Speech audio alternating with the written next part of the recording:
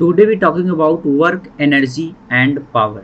ठीक है, तो सबसे पहले हम बात करेंगे वर्क की। तो अगर हम बात करें वर्क डन, तो work done bye a constant force. ठीक है, work done bye a constant force. अगर कोई एक बॉडी है,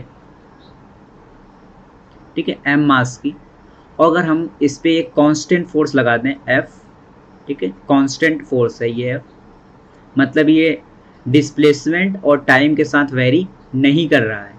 ठीक है, अगर ये कांस्टेंट फोर्स है और by applying this constant force अगर हम इस मास को डिस्प्लेस कर देते हैं कितना, एस, ठीक है, कितना डिस्प्लेसमेंट हमने इसका करा दिया, एस।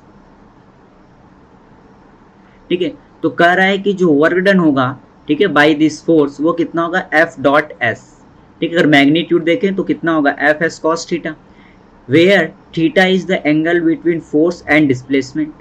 ठीक है, अगर थीटा जीरो होगा तो कॉस जीरो की वैल्यू 1 होगी, और उस केस में मेरा वर्क डन कितना होगा, सिंपल फोर्स इंटू डिस्प्लेसमेंट। अगर थीटा 90 डिग्री होगा तो वर्क डन कितना होगा, 0, क्योंकि कॉस 90 कितना होता है, 0। अगर थीटा 180 डिग्री होगा तो कॉस 180 डिग्री की वैल्यू होती है -1, तो वर्क डन कितना होगा, माइनस फोर्स इंटू डिस्प्लेसमेंट। ठीक है, अब देखो एक एग्जाम्पल लेकर है कि a block of mass 2 kg is pulled by a force of 40 Newton. ठीक है, 40 न्यूटन अपवर्ड डायरेक्शन 2 मीटर। तो इस 2 kg के ब्लॉक पे हमने क्या किया, एक 40 न्यूटन का फोर्स लगा करके इसको हम कितना डिस्प्लेस किए, 2 मीटर इन अपवर्ड डायरेक्शन। ठीक है, यहाँ तक हम ले गए इसको। कितना मीटर इसका डिस्प्लेसमेंट हुआ, इसका डिस्प्लेसमेंट हुआ 2 मीटर।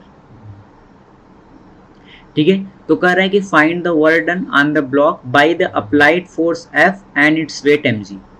तो अब देखो अगर हम बात करें work done by the applied force F, तो हम लिखेंगे फोर्स, ठीक है, कितना है 40 न्यूटन का, इनटू डिस्प्लेसमेंट हुआ है 2 मीटर का, और into cos theta, where theta is the angle between force and displacement. तो यहाँ पर देखो फोर्स भी अपवर्ड डायरेक्शन में लग रहा है और डिस्प्लेसमेंट भी बॉडी की अपवर्ड डायरेक्शन में ही हो रही है, तो दोनों के बीच का एंगल कितना है, तो दोनों के बीच का एंगल है 0 डिग्री, और कॉस 0 की वैल्यू कितनी होती है, 1, तो वर्क डन कितना आ गया, 80 जूल। ठीक है, लेकिन अगर हम बात करें work done by the mg, ठीक है, तो कितना होगा, देखो mg force into displacement 2 metre into cos theta. यहाँ पर थीटा कितना है, तो हम कहेंगे mg लग रहा है नीचे और डिस्प्लेसमेंट हो रहा है ऊपर, तो थीटा कितना है, 180 डिग्री। कितना है, 180 डिग्री। ठीक है, तो मास कितना है 2, g की वैल्यू दिया है 10, डिस्प्लेसमेंट है 2 मीटर, और कॉस 180 की वैल्यू कितनी होती है, -1। तो work done by the weight कितना हो गया, माइनस का 40 जूल। अब हम बात करते हैं अगर फोर्स वेरिएबल हो तो वर्क डन कैसे हम निकालेंगे। देखो फोर्स वेरिएबल होगा, या तो फोर्स एक्स के फंक्शन में हो सकता है, या फिर फोर्स के साथ वेरी करेगा, टाइम के साथ भी वेरी कर सकता है। ठीक है, तो अगर यहाँ पर कह रहा है कि अगर फोर्स एक्स के साथ वेरी करे, ठीक है, और हम उस और किसी बॉडी को x1 से x2 तक डिस्प्लेसमेंट करें, तो जो वर्क डन होगा वो होगा integral of x1 to x2 f dot dx। ठीक है, अगर फोर्स x के साथ हो तो वर्क डन कितना होगा, उसको इंटीग्रेट कर दो और x1 से x2 तक। ठीक है, अब देखो मुझे पता है कि f integral f dot dx, ठीक है, इंटीग्रल f डॉट dx क्या है, ये है एरिया अंडर, ठीक है, area under the force and displacement कर। ठीक है, इंटीग्रल एफ डॉट dx हमको क्या देगा, area under the force and displacement कर। तो वही बोल रहा है कि it is important to note that कि integral x1 to x2 f dot dx is also the area under the fx curve between x1 x equal to x1 to x equal to x2। ठीक है, अगर ये force है और ये displacement है, ठीक है, और हम इसको x इक्वल टू x1 से x2 तक अगर देखें तो इसके नीचे का जो एरिया है ये पूरा, ये हमको क्या देगा, इंटीग्रल f डॉट dx, कहाँ से कहाँ तक, x1 से x2 तक। ठीक है, एरिया। देखो एक एग्जाम्पल है, इसमें फोर्स x के साथ वेरी कर रहा है, ठीक है, और हमसे कह रहा है कि वर्क डन निकालना है, बॉडी को x इक्वल टू 1 मीटर से x इक्वल टू 2 मीटर तक हमने डिस्प्लेसमेंट किया। तो वर्क डन कितना होगा, सिंपल वर्क डन होगा integration of 2 plus x dot D x, ठीक है, कहाँ से कहाँ तक, तो x इक्वल टू 1 मीटर से कहाँ तक, x इक्वल टू 2 मीटर तक, ठीक है। तो सिंपल ये कितना हो जाएगा 2x और प्लस का एक्स स्क्वायर बाई 2, ठीक है, और कहाँ से कहाँ तक, तो x इक्वल टू 1 मीटर से लेकर के x इक्वल टू 2 मीटर तक। तो कितना हो जाएगा ये 2 इंटू 2 प्लस 4/2 और माइनस का 2 इंटू 1 और प्लस का 1/2 जूल, ठीक है। अब देखो हमने ये बात किया कि फोर्स और डिस्प्लेसमेंट का अगर हम ग्राफ बनाएं तो जो उसका जो एरिया होता है, ठीक है, integral F dot D x, वो हमको क्या देता है, area under the F x curve, ठीक है। और integral F dot D X क्या है, वर्क डन। इसका मतलब area under the F x curve, अगर मुझे कोई फोर्स और डिस्प्लेसमेंट के बीच का ग्राफ बना के दे दे तो उसके अंडर जो एरिया होगा वो हमको क्या दे देगा, वर्क डन दे देगा। तो यहाँ पर देखो एक ग्राफ दिया गया है फोर्स और डिस्प्लेसमेंट में, और ये कह रहा है कि यह force F acting on a particle varies with position x as shown in the figure, find the work done by this force in displacing the particle -2 से 0, ठीक है, -2 से 0। तो ये देखो ये एरिया है -2 से 0, ठीक है, इसको हम नाम दे देते हैं A1। तो A1 जो होगा वही तो वर्क डन होगा, कहाँ से कहाँ तक, A1 क्या होगा, work done F dot D x, कहाँ से कहाँ तक, -2 मीटर से लेकर के 0 मीटर तक, ठीक है। तो वर्क डन कितना होगा, सिंपल हम एरिया निकाल दें तो कितना हो जाएगा, हाफ, ठीक है, इंटू 2 और इंटू कितना 10। तो एरिया कितना आ जा रहा है, एरिया आ जा रहा है 10 जूल, लेकिन नेगेटिव है तो वर्क डन कितना होगा, माइनस का 10 जूल, ठीक है। उसी प्रकार यहाँ देखो B, ये तो ये था, ठीक है। तो B में जब हम वर्क डन निकालेंगे x इक्वल टू 0 से x इक्वल टू 2 मीटर, तो x इक्वल टू 0 से x इक्वल टू कहाँ तक, 2 मीटर तक, integral f dot D x, ये क्या होगा, ये होगा इस एरिया के बराबर, ठीक है। अगर हम इसको A2 बोल दें तो ये किसके बराबर होगा, A2 के बराबर, और A2 की वैल्यू कितनी होगी, तो हम कहेंगे A2 होगा 1/2, ठीक है, into 2 into 10, half base into height, तो ये कितना हो गया 10 जूल और प्लस का। अच्छा, अभी इसमें क्या था कि फोर्स x के साथ वेरी कर रहा था, मान लो अगर फोर्स समय के साथ वेरी करे तो, ठीक है।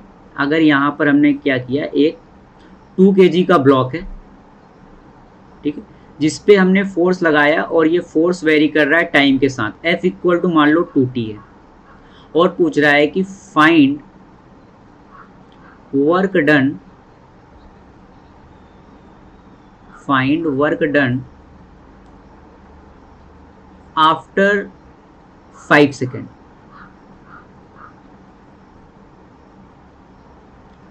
देखो क्या होगा, हमको पता है वर्क डन कितना होता है, वर्क डन होता है integration of F dot D x, ठीक है।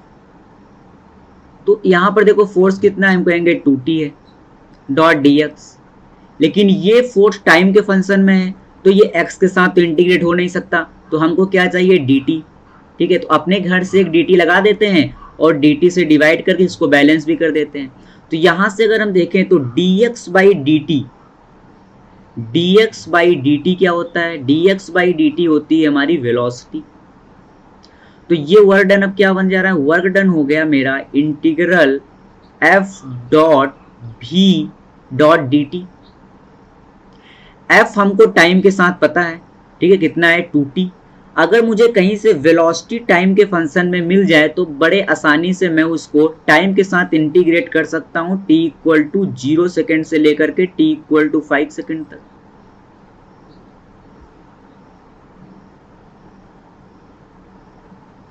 ठीक है, तो देखो मुझे क्या पता है, फोर्स, ठीक है, फोर्स कितना दिया है मुझे, 2t के बराबर, ठीक है। फोर्स कितना होता है, तो हम कहेंगे फोर्स होता है मास इनटू एक्सेलरेशन। तो यहां से मेरे पास एक्सेलरेशन आ जाएगा, क्या कितना आ जाएगा, 2t बाई m, और मास कितना है 2, तो एक्सेलरेशन कितना आ गया t। और एक्सलेरेशन कितना होता है, एक्सलेरेशन होता है dv बाई dt। ठीक है, तो यहां से हम dv निकाल सकते हैं, dv कितना हो जाएगा, integration of t dot dt। तो कितना हो गया, ये हो गया टी स्क्वायर बाई 2। अब मैं वर्ड निकाल सकता हूं बड़े आसानी से। ठीक है, f मुझे पता है ये कितना है 2t, और अब मुझे वेलोसिटी टाइम के फंक्शन पता हो गया टी स्क्वायर बाई 2 और डॉट dt, और इसको इंटीग्रेट कर देंगे 0 से 5 सेकंड तक। ठीक है, 2 से 2 कैंसिल आउट हो गया और इसका इंटीग्रेशन कितना हो जाएगा, t टू पावर 4 बाई 4। कहाँ से कहाँ तक, 0 to 5। ठीक है, तो कितना आ गया, 5 टू पावर 4 बाई 4 जूल। ठीक है, उसके बाद देखो conservative and non conservative forces.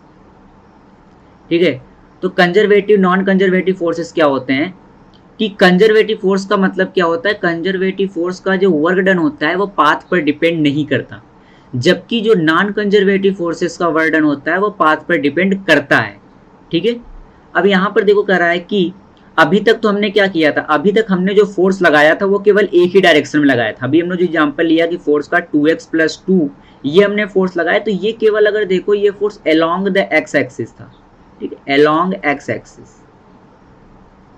लेकिन अगर फोर्स हम एक्स वाई जेड और तीनों डायरेक्शन में अगर लगाएं, ठीक है, तो उस केस में जो हम वर्क डन करेंगे, वर्क डन होगा एफ डॉट डी आर। ठीक है, और डी आर कितना होगा, डी एक्स आई कैप, डी वाई जे कैप और डी जेड के कैप, अगर फोर्स एक्स वाई जेड तीनों डायरेक्शन में लग रहा हो। ठीक है, और उसको इंटीग्रेट कर देंगे इनिशियल पोजीशन से फाइनल पोजीशन तक, सिंपल। ठीक है, कंजर्वेटिव नॉन कंजर्वेटिव फोर्सेस को समझने के लिए सबसे पहले हम एक दो एग्जांपल देखते हैं। ठीक है, उससे क्लियरिटी आ जाएगी। जैसे ये कह रहा है कि an object is displaced from 2 metre 3 metre 4 metre to a point of 1 metre 2 metre 3 metre under a constant force 2i cap plus 3j cap plus 4k cap newton. ठीक है, find the work done by this process. तो work done कितना हो जाएगा, देखो work done हो जाएगा R initial to R final F dot dr। ठीक है, X इनिशियल R इनिशियल कितना है, तो हम कहेंगे 2, 3, 4 से कहाँ तक जाना है, हमको जाना है 1, 2, 3। ठीक है, फोर्स कितना है, तो फोर्स है 2i cap plus 3j cap और प्लस का 4 का k कैप डॉट dr।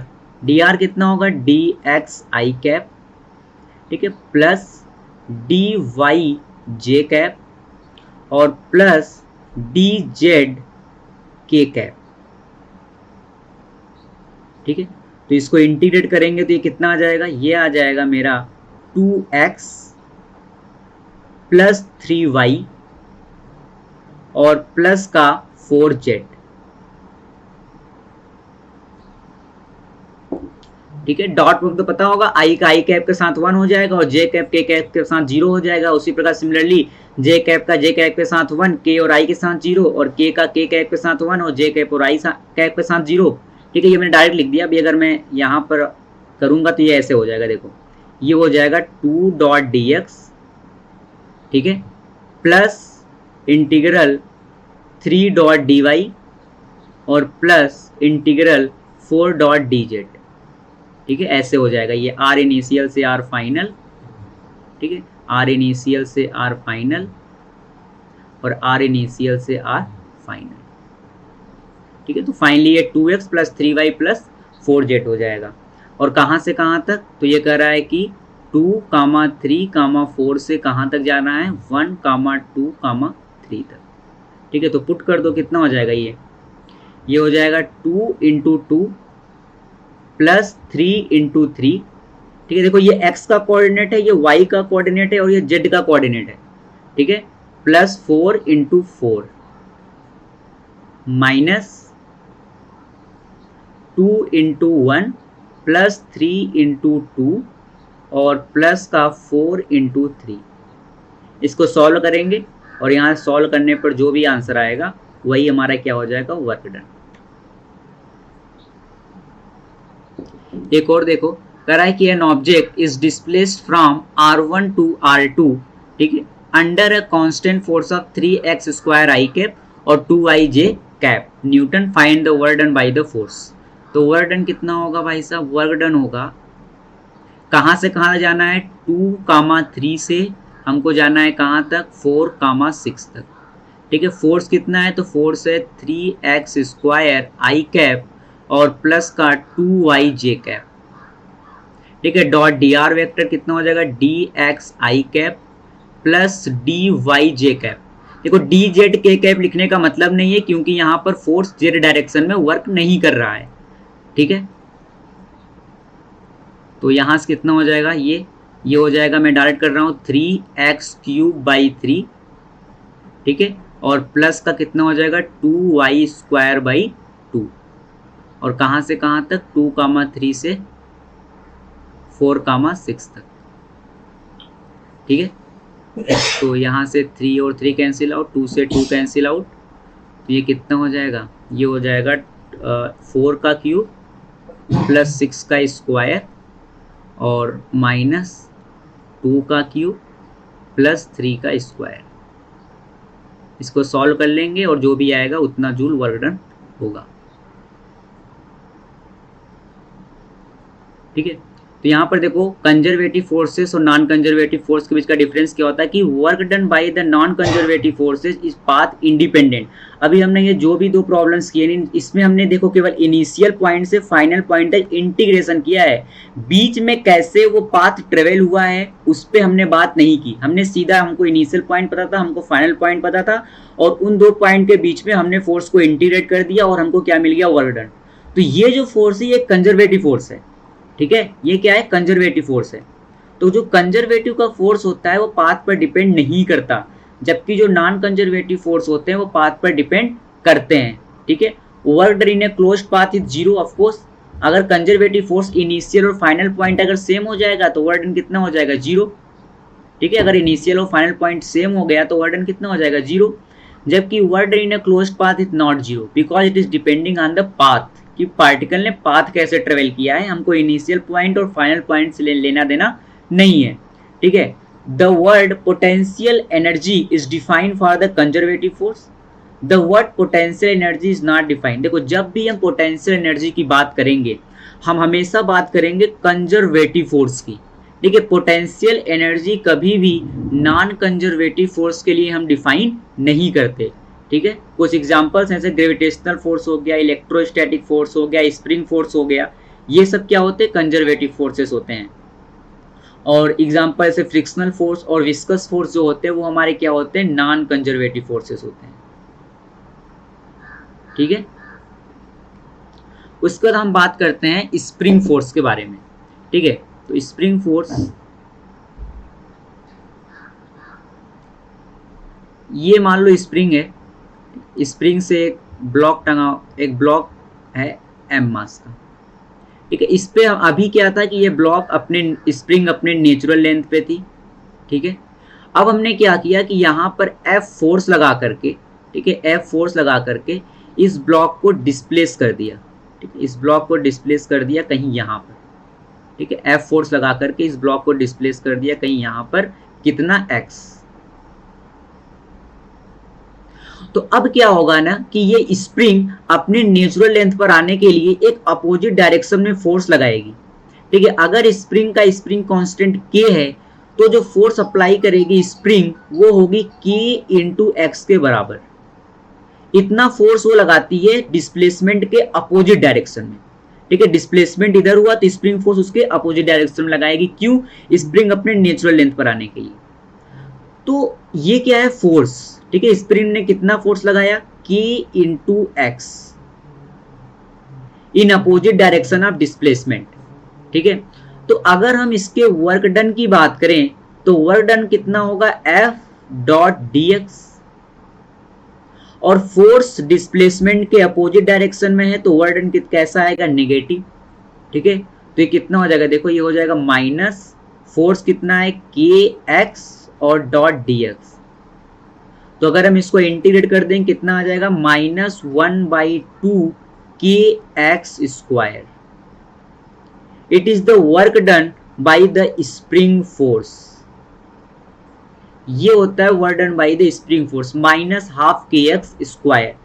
ठीक है, अगर हम x इनिशियल से x फाइनल तक अगर इसको हम डिस्प्लेस कर दें, ठीक है, तो वर्क डन कितना हो जाएगा बाय द स्प्रिंग फोर्स?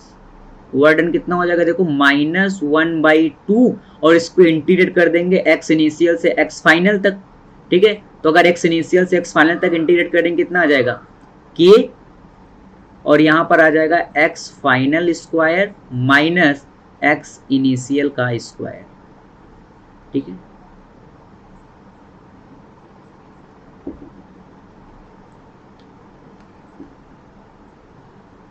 अब देखो काइनेटिक एनर्जी कह रहा है कि if a body of mass m has a velocity v, its kinetic energy is equivalent to the work which an external force would have to do bring the body from rest up to its velocity v। तो kinetic energy होगी half mv square. अब देखो kinetic energy कितना है, kinetic energy है half mv square. हम एक काम करते हैं, अगर हम इसमें मास से मल्टीप्लाई करके डिवाइड कर दें तो ये क्या बन जाएगा, देखो ये हो जाएगा, हम कहेंगे ये हो जाएगा half m into v square और डिवाइड बाई m। ठीक है, अब देखो एक टर्म होती है मोमेंटम। ठीक है, क्या होती है, मोमेंटम, जिसको हम p से डिनोट करते हैं और उसकी वैल्यू होती है मास इंटू वेलोसिटी।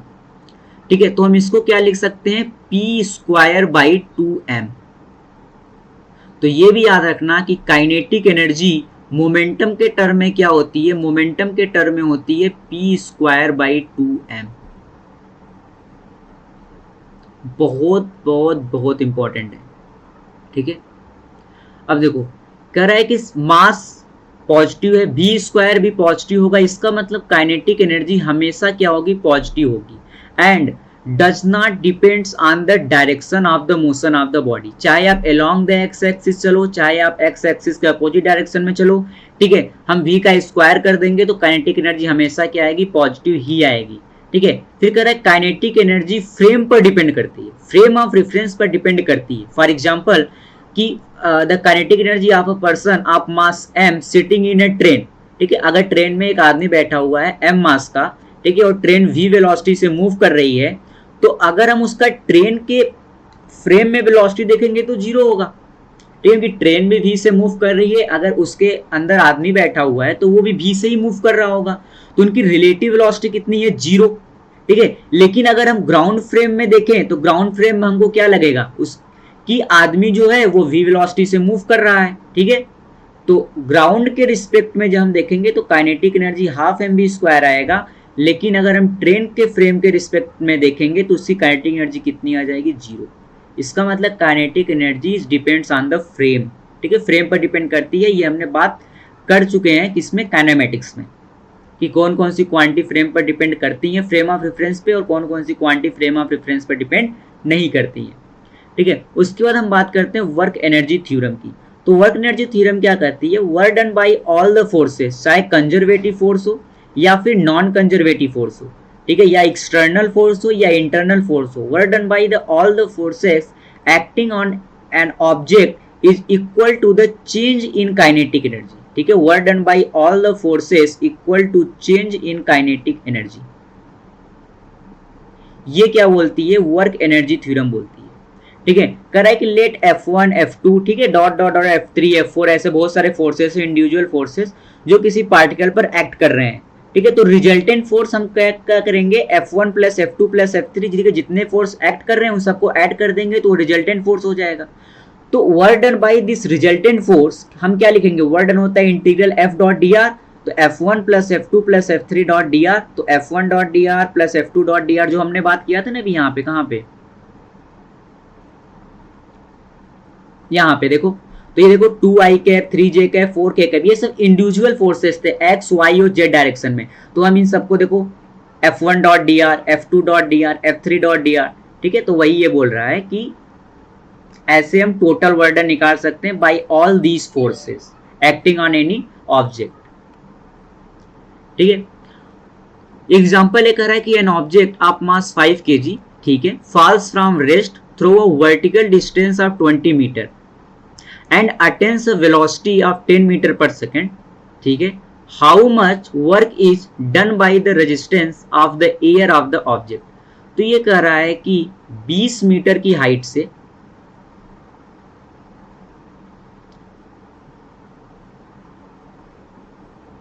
ठीक है, 20 मीटर की वर्टिकल डिस्टेंस से हमने एक पार्टिकल को क्या किया, 5 kg का ये पार्टिकल है, ठीक, और ये रेस्ट पर है।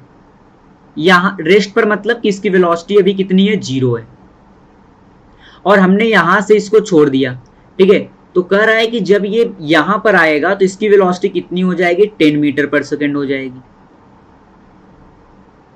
तो ये क्या बोल रहा है कि how much work is done by the resistance of air, ठीक है। तो यहां पर देखो पहली बार कौन कौन से फोर्स आ रहे हैं, एक तो ये आएगा यहां पर work done by the air resistance, और एक यहां पर क्या लग रहा होगा, mg भी लग रही होगी। तो इसका मतलब यहां पर दो फोर्स आ रहे हैं, एक तो एयर रेजिस्टेंस का फोर्स आ रहा है और दूसरा कौन सा आ रहा है, mg का फोर्स आ रहा है, वेट का फोर्स आ रहा है। तो work done by all the forces equal to क्या होगा, change in kinetic energy K final minus K initial, ठीक है। तो work done by the air हमको पता नहीं है, work done by the mg कितना होगा, force of mg into displacement, तो डिस्प्लेसमेंट mg की डायरेक्शन में ही है, कितना 20 मीटर, तो प्लस का होगा, ठीक है, equal to final kinetic energy कितनी है, तो हम बोलेंगे हाफ इंटू मास, मास कितना है 5 kg into v square. Initial kinetic energy कितना है, तो हम कहेंगे 0 है भाई साहब, क्योंकि इनिशियली कोई भी वेलोसिटी उसके पास नहीं थी। तो work done by the air, वो रेजिस्टेंस वो कितना हो जाएगा, वो हो जाएगा 1/2, ठीक है, इंटू 5, और वेलोसिटी कितना है फाइनली 10, ठीक है, और ये कितना हो जाएगा माइनस मास 5 और जी कितना है 10, ठीक है, और इंटू 20, इतना जूल ये क्या हो जाएगा, work done by the air resistance, ठीक है। अब देखो ये बात कर रहा है पोटेंशियल एनर्जी के बारे में। तो हमने पहले बात किया था कि पोटेंशियल एनर्जी केवल और केवल कंजर्वेटिव फोर्स के लिए ही डिफाइन होती है, ठीक है। तो जो पोटेंशियल एनर्जी होती है du, वो कितनी होती है, minus F dot D r, और एफ डॉट डी आर क्या है, dw, तो du equal to minus dw। इसका मतलब कि अगर हम इसको इंटीग्रेट करें u इनिशियल से u फाइनल तक, ठीक है, तो ये क्या हो जाएगा, delta u equal to u final minus u initial equal to minus F dot D r. कहने का मतलब ये है कि जो वर्क डन होगा dw वो होगा u initial minus u final, और यहां पर जो वर्क है ये केवल और केवल कंजर्वेटिव फोर्सेस का ही वर्क है, ठीक है, ओनली कंजर्वेटिव फोर्सेस, क्योंकि पोटेंशियल एनर्जी केवल और केवल कंजर्वेटिव फोर्सेस के लिए ही डिफाइन होती है। तो work done by the all the conservative forces equal to initial potential energy minus final potential energy, ठीक है। देखो potential energy can be defined only for conservative forces, ठीक है, and it should be considered to a property of the entire system rather than assigning it to any specific particle. Potential energy is also depends on frame of reference, ठीक है। If conservative force F and the potential energy associated with the force U, ठीक है, potential energy are function of single variable R या फिर X, तो इस प्रकार से हम फोर्स और पोटेंशियल एनर्जी को रिलेट करते हैं कि F equal to minus du/dr या फिर F equal to minus du/dx, ठीक है। अब हम बात करते हैं टाइप्स ऑफ इक्विलिब्रियम की, ठीक है। तो हमारे पास तीन प्रकार के इक्विलिब्रियम होते हैं, ठीक है, कौन कौन से, एक होता है स्टेबल इक्विलिब्रियम, ठीक है, फिर होता है अनस्टेबल इक्विलिब्रियम, ठीक है, और फिर क्या होता है न्यूट्रल। तो कह रहा है कि a body is said to be translatory equilibrium if net force acting on the body is 0। तो जब भी इक्विलिब्रियम होगा नेट फोर्स कितना होगा, 0 के बराबर होगा। अब if the force are conservative, ठीक है, तो पोटेंशियल एनर्जी डिफाइन होगी अगर कंजर्वेटिव फोर्स है, तो F इक्वल कितना होता है minus du/dr। At equilibrium F net equal to 0, तो minus D you by d r को जीरो कर देंगे, मतलब d you by d r को हम क्या कर देंगे, जीरो कर देंगे। आज जब देखो हम जब D you by d r को जीरो करेंगे, ठीक है, हमको पोटेंशियल एनर्जी अगर पता है और हमने अगर उसको आर के रिस्पेक्ट में इंटीग्रेट करके जीरो कर दिया, तो हमको यहाँ से आर की कोई ना कोई तो वैल्यू मिलेगी। ठीक है, अब हमको करना क्या है, सिंपल, हमको कुछ नहीं करना, हमको निकालना है d two u by d r square. अगर ये ग्रेटर देन जीरो आ गया तब तो यहां पर होगा स्टेबल इक्विलिब्रियम, और अगर स्टेबल इक्विलिब्रियम होगा तो हमारी जो पोटेंशियल एनर्जी है वो मिनिमम होगी। ठीक है, मिनिमम पोटेंशियल एनर्जी होगी। अगर ये लेस देन जीरो आया, ठीक है, तो फिर क्या होगी, यहां पर अनस्टेबल इक्विलिब्रियम होगा, और अगर अनस्टेबल इक्विलिब्रियम होगा तो पोटेंशियल एनर्जी हमारी क्या होगी, मैक्सिमम होगी।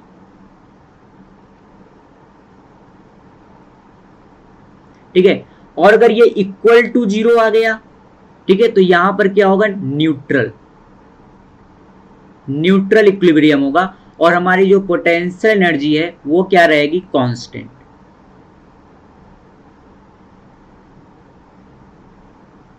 ठीक है, तो हमको सबसे पहले क्या करना है, D you by d r को जीरो करना है, वहां से आर की कोई एक वैल्यू आ जाएगी, फिर हम पोटेंशियल एनर्जी का डबल डेरिवेटिव निकाल लेंगे।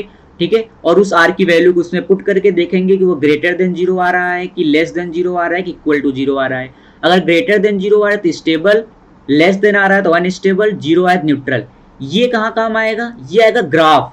अगर हमको कभी पोटेंशियल एनर्जी और डिस्प्लेस आर के बीच का कभी हमको ग्राफ दिया हो, तो उस केस में हम देखेंगे कहां पर पोटेंशियल एनर्जी मिनिमम है, ठीक है, वहां पर स्टेबल इक्विलिब्रियम लाई करेगा, जहां पर पोटेंशियल एनर्जी मैक्सिमम होगी वहां पर अनस्टेबल इक्विलिब्रियम लाई करेगा, और जहां पर पोटेंशियल एनर्जी कांस्टेंट होगी वहां पर क्या लाई करेगा, न्यूट्रल इक्विलिब्रियम लाई करेगा। ठीक है, जैसे यहां पर देखो, यहां पर पोटेंशियल एनर्जी, ठीक है, और एक्स के बीच में ग्राफ बना हुआ है। ठीक है, कह रहा है कि for the potential energy curve shown in the figure find the direction of forces. सबसे पहले वो कह रहा है कि ए बी सी और डी पर मुझे क्या बताओ, डायरेक्शन ऑफ फोर्सेस। तो देखो फोर्स क्या होता है, फोर्स होता है minus D you by D X, और D you by D X क्या है, स्लोप है। तो आप ये देखो ए पर, बी पर, ए और बी पर स्लोप क्या है, पॉजिटिव। ए एंड बी पर स्लोप हम क्या कहेंगे, स्लोप क्या है, पॉजिटिव है। अगर स्लोप पॉजिटिव है तो फोर्स कैसा होगा, ए और बी पर नेगेटिव फोर्स होगा। ठीक है, फोर्स कैसा होगा, नेगेटिव होगा। फिर आप देखो सी और डी पर, तो सी और डी पर स्लोप कैसा है, नेगेटिव है। ठीक है, स्लोप कैसा है, नेगेटिव। तो अगर स्लोप नेगेटिव है तो फोर्स क्या होगा, पॉजिटिव। और अगर आप ई पर देखो, ई पर, तो ई पर स्लोप कितना है, जीरो। ठीक है, ई पर स्लोप कितना है, जीरो। तो अगर स्लोप जीरो है तो यहां पर फोर्स भी कितना होगा,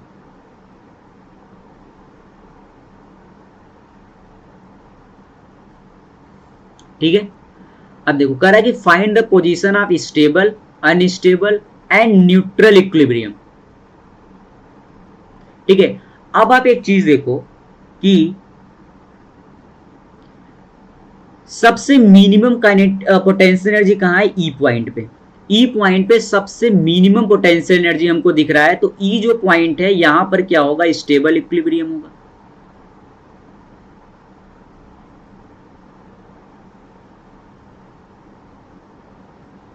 ठीक है, सबसे हाईएस्ट वाला पॉइंट कौन है, तो सबसे हाईएस्ट वाला पॉइंट देखो ये है, पॉइंट 2, और ये तो यहां पर क्या होगा, यहां पर होगा अनस्टेबल इक्विलिब्रियम।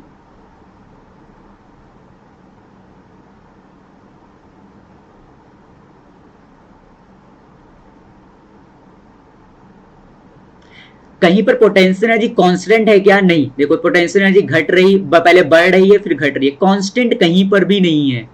ठीक है, कांस्टेंट कहीं पर भी नहीं है।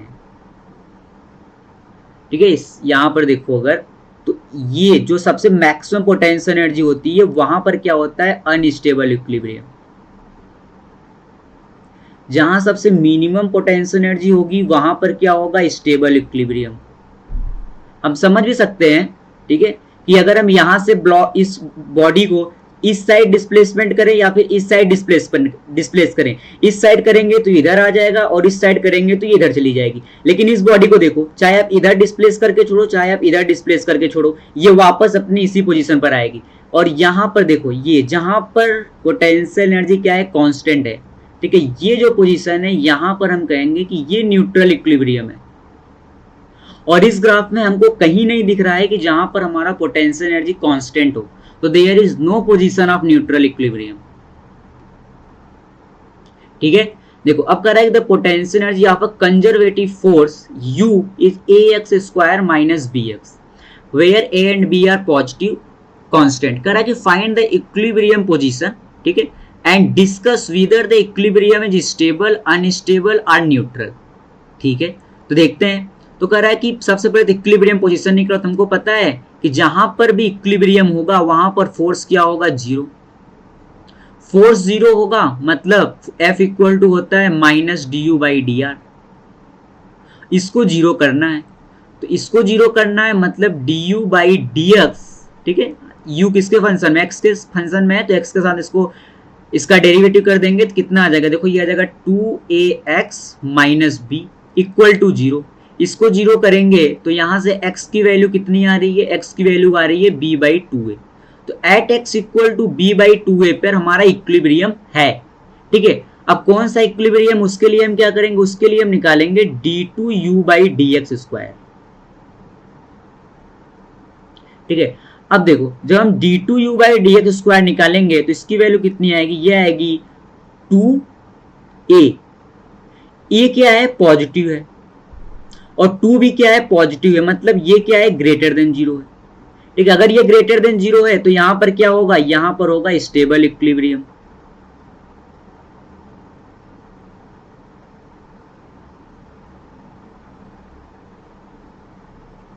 ठीक है, तो इक्विलिब्रियम होगा at x equal to B by two A पे, और वो कौन सा इक्विलिब्रियम होगा, वहां पर होगा स्टेबल इक्विलिब्रियम।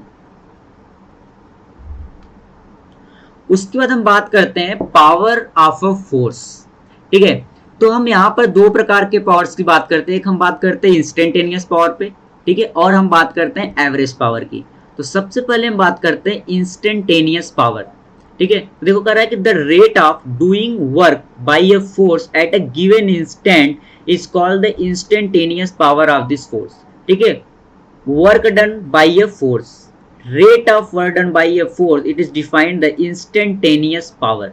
ठीक है, तो वर्क डन कितना होता है, एफ डॉट डी आर। ठीक है, वो F dot D R by D T. अब D R by D T क्या होती है, D R by D T होती है वेलोसिटी। तो इंस्टेंटेनियस पावर कितना हो गया, एफ डॉट वी। ठीक है, और अगर फोर्स और वेलोसिटी के बीच का एंगल थीटा है तो हम इसको क्या लिख सकते हैं, F dot F into v cos theta. तो इंस्टेंटेनियस पावर क्या होती है, डी डब्ल्यू बाई डी टी या फिर एफ डॉट वी या तो F into v cos theta. ठीक है, और एवरेज पावर क्या होती है, it is the ratio of total work done and total time. ठीक है, टोटल वर्क डन और टोटल टाइम का जो रेशियो होता है वो क्या होती है, एवरेज पावर। ठीक है, जैसे देखो बात करते हैं एग्जांपल की, ये क्या बोल रहा है कि a particle of mass m is laying on a smooth horizontal table, a constant force F tangential to the surface is applied on it. ठीक है, तो ठीक है, अगर आपके पार्टिकल का मास कितना है, आपके पार्टिकल का मास है m, तो आपसे पूछ रहा है average power over the time interval. ठीक है, and the instantaneous power as a function of time t। तो जो इसका एक्सेलरेशन होगा आपको होगा वो होगा f बाई m। कितना होगा, f by m, and the acceleration आपको ये क्या दिख रहा है कि आपका जो एक्सेलरेशन है वो क्या है, कांस्टेंट। ठीक है, क्योंकि जब मैं बात करूंगा ना एवरेज पावर की, ठीक है, जब मैं एवरेज पावर की बात करूंगा तो मैं यहां पर क्या लिखूंगा कि total work done upon total time. ठीक है, टोटल वर्क डन और डिवाइड बाय मैं लिखने वाला हूं टोटल टाइम। ठीक है, टोटल टाइम। ठीक है, total work done divide by total time. ठीक है, और मुझे ये चीज पता है ना, मुझे ये चीज पता है कि यहाँ पर जो वर्क डन होगा, ठीक है, यहाँ पर जो वर्क डन होगा, ठीक है, वो किसके बराबर होगा, जो ये वर्क डन होगा वो बराबर होगा kinetic energy half of mv square के। ठीक है, half of m v square के बराबर होगा। ठीक है, अब अगर आपका एक्सेलरेशन कांस्टेंट है, अगर मैं किसी टाइम पे वेलोसिटी की बात करूं तो आप कहोगे वो होगा a इंटू टी। ठीक है, तो ये आपके पास कितना हो जाएगा f by M into t. ठीक है, तो अब अगर यहां से आप वर्डन जो होगा वो आपकी काइनेटिक एनर्जी के बराबर ही होने वाला है। ठीक है, change in kinetic energy, initial kinetic energy तो उसके पास है नहीं। ठीक है, तो यहां से अगर आप वर्डन की बात करो तो आपके पास आ जाएगा हाफ एम और इंटू का v square, that will be the F by m और इंटू का टी स्क्वायर। और टोटल टाइम कितना है, तो टोटल टाइम आपको लगा टी, तो आपके पास यहाँ से जो एवरेज पावर आ जाने वाली है वो किसके बराबर आ जाएगी, वो आ जाएगी half of M into F by M into T का स्क्वायर। ठीक है, और डिवाइड बाई क्या हो जाएगा आपके पास time, total time is T. ठीक है, और जब मैं बात करूंगा इंस्टेंटेनियस पावर की, पी इंस्टेंटेनियस, तो पी इंस्टेंटेनियस आपके पास क्या होता है, आप कहोगे D W divide by D T. कितना होता है, D W divide by D T. ठीक है, अच्छा, it is a D W divide by D t, या फिर हम इसको इंस्टेंटेनियस पावर को एफ डॉट वी भी लिख देते हैं। अब मुझे पता है जिस डायरेक्शन में आप फोर्स लगा रहे हो पार्टिकल को वेलोसिटी भी उसी डायरेक्शन में मिलने वाली है, तो इनके बीच का एंगल की अगर आप बात करो तो वो कितना होगा, आपको होगा एंगल होने वाला है 0 डिग्री। तो यहां से मैं ये लिख सकता हूँ क्या कि फोर्स आपको F दे रखा है और वेलोसिटी आपके पास है F by M into t, तो यहां से आपके पास P इंस्टेंटेनियस आ जाने वाला है F square divide by m और इंटू का t. It is the instantaneous power. ठीक है, उसके बाद हम बात करते हैं law of conservation of mechanical energy. ठीक है, suppose only conservative force are acting on a system, जब सिस्टम पे केवल और केवल कंजर्वेटिव फोर्स एक्ट करते हैं तो हम ये बोलते हैं कि work done by the conservative force जो होगा, ठीक है, वो होता है U initial minus you final. तो माइनस हमने इधर कर दिया तो U final minus you initial, और work done by all the forces होता है चेंज इन काइनेटिक एनर्जी के बराबर। ठीक है, तो अगर केवल और केवल यहाँ पर कंजर्वेटिव फोर्सेस हैं, ठीक है, तो हम ये लिख सकते हैं यू फाइनल प्लस, ठीक है, final potential energy plus final kinetic energy equal to initial potential energy plus initial kinetic energy. लेकिन ठीक है, the total mechanical energy is not constant if non conservative forces आ जाए वहां पे। Non conservative forces like friction, ठीक है, viscous force, ठीक है, तो अगर ये फोर्सेस आ गए, नॉन कंजर्वेटिव फोर्सेस आ गए, तो हमारी मैकेनिकल एनर्जी कांस्टेंट नहीं रहेगी। ठीक है, is also acting on the system. However the work energy theorem is still valid. ठीक है, वर्क एनर्जी थ्योरम अभी भी वैलिड है। अब हम क्या करेंगे कि work done by the all the forces, चाहे कंजर्वेटिव फोर्स हो, चाहे नॉन कंजर्वेटिव फोर्स हो, चाहे एक्सटर्नल फोर्स हो, हमको पता है कि work done by all the forces is equal to change in kinetic energy. और कंजर्वेटिव फोर्स का जो वर्क डन होता है वो कितना होता है, minus you final minus you initial. तो आप यहाँ पर देखो तो work done by the non conservative forces plus work done by the external force equal to final kinetic energy plus final potential energy minus initial kinetic energy plus initial potential energy. ठीक है, तो यहाँ पर work जो law of conservation of mechanical energy यही बोलता है कि work done by the non conservative forces plus work done by the external forces equal to change in kinetic energy. ठीक है, अब उसके बाद हम एक एग्जांपल लेते हैं। कह रहा है कि a body is displaced from position A to position B.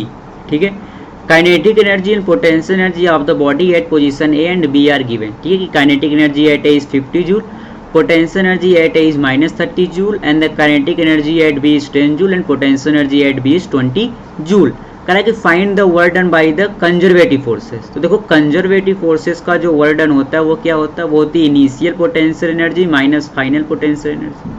ठीक है, तो इनिशियल पोटेंशियल एनर्जी कितनी है, -30, और फाइनल पोटेंशियल एनर्जी कितनी है, 20। ठीक है, तो work done by the non conservative forces कितना आ जाता है, ये आ जाएगा हमारा 50 जूल।